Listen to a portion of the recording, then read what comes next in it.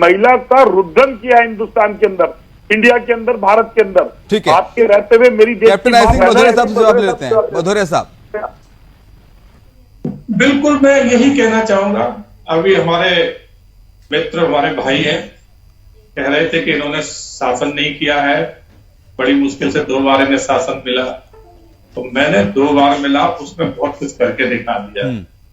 जो ये आप 60 साल शासन करने के बाद नहीं कर पाया, हमने 10 साल में कर दिया।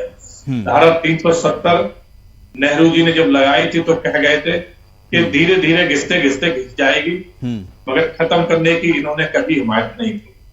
अगर हम जैसे ही आए, हमने तुरंत उसको हटाया। इसी तरह से महिला शक्तिकरण के लिए ये बिल हमने कहा था हम लेके आएंगे, और ये कहते रहे, राज्यसभा में भी लाए, मगर नहीं करा पाए। मगर हम आए और हमने करा के दिखा दिया। तो ऐसे एक काम थोड़ी, हमने जब कितने ऐसे काम करे जो देश हित में है, तो ये कह ही सकते हैं, कर नहीं सकते, क्योंकि इनकी सोच सिर्फ घूम फिर के एक परिवार तक हो जाती, परिवार से आगे सोच नहीं है। आज भी देखिए ना आप, एक परिवार से बंधे हुए हैं।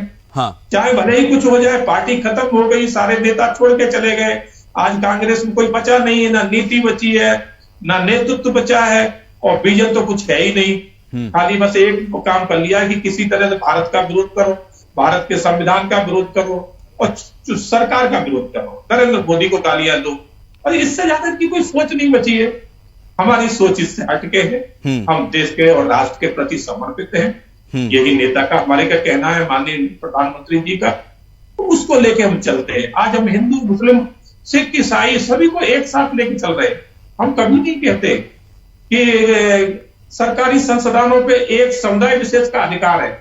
इनके यहां तो कहा जाता, तब मंच से इनके प्रधानमंत्री कहते थे कि सरकारी संस्थानों पे मुसलमानों का पहला अधिकार है। तो सोच इनकी तो ये रही है ना, जब देश आजाद हुआ तो इन्होंने किस तरह से जो है ना देश में अराजकता फैलाई, किस तरह से तुष्टीकरण की राजनीति करी, एक ही पक्ष को ये लेके चले, हिंदुओं को हतम नकारा है। चंद्रमोहन जी से चलते चलते मेरा आखिरी सवाल, स्मृति ईरानी ने सदन में सीधे तौर पर ये बात कही